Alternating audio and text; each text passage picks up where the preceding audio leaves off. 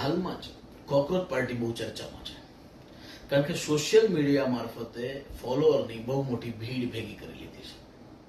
મને એક વિચાર આવે છે કે એટલું ક્યારેય કોઈ નથી રહેતું. મૂર્ખાઓને મૂર્ખા મળી જ જાય છે.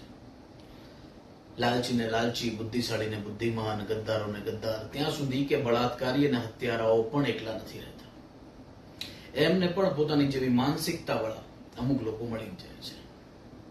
હું જ્યાં સુધી સમજ્યો છું, દુનિયામાં ગુનાખોરી એટલા માટે નથી કે ગુનેગાર વધુ છે અને ભલા માણસો ઓછા, પરંતુ એટલા માટે છે કે પ્રત્યેક ગુનેગાર પોતાની દ્રષ્ટિએ એક સંત છે.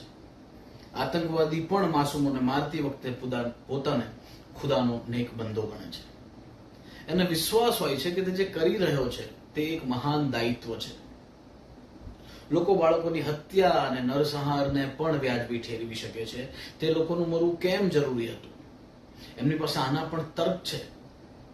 મોટા મોટા મંચથી આની ડિબેટ થાય છે કે કેમ આખા દેશને અને તેમાં રહેતી માનવતાને મરી જવું જોઈએ. સેંકડો લોકો આ ડિબેટનો ભાગ બને છે. હજારો લોકો એમના સાથે સહમત થાય છે, કારણ કે દરેક પ્રકારના લોકોની પ્રજાતિઓ છે.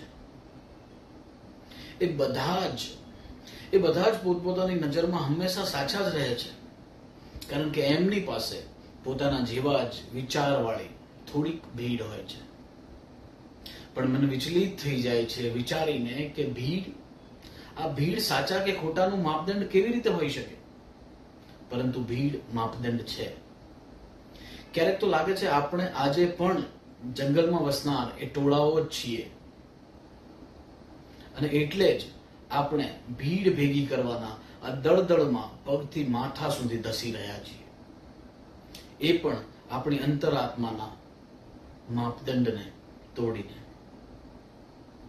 આપ સૌ સમજદાર છો, આપ જાણતર છો. મને આપનો વિચાર, આપની કોમેન્ટ જરૂર